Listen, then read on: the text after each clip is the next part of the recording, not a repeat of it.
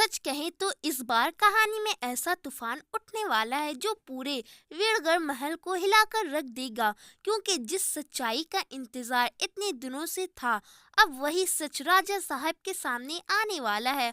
और वो भी रिमझिम की मौसी के जरिए।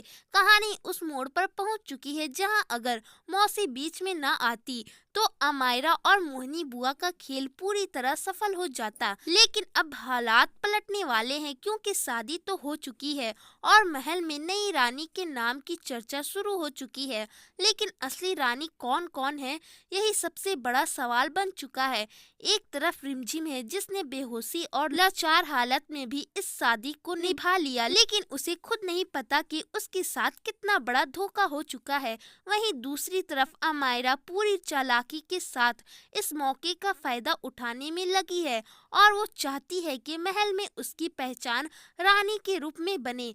अब आने वाले एपिसोड में सबसे बड़ा सीन वही होगा जब समीर अपनी दुल्हन का घूंघट उठाएगा और उस पल पूरा माहौल बदल जाएगा, क्योंकि सामने जो चेहरा आएगा वो सबको हैरान कर देगा। पहले तो ऐसा लगेगा कि अमायरा ही दुल्हन है, लेकिन यही खेल का सबसे खतरनाक हिस्सा है, क्योंकि असली सच अभी सामने आना बाकी है और यही पर रिमझिम की मौसी एंट्री लेकर पूरे खेल का पर्दाफाश करने वाली है।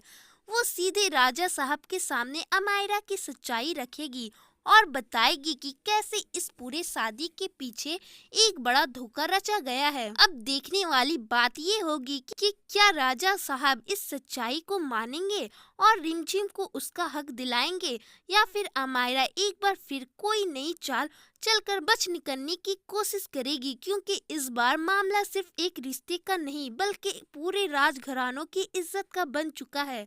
और यही आने वाले एपिसोड को सबसे ज्यादा धमाकेदार बनाने वाला है।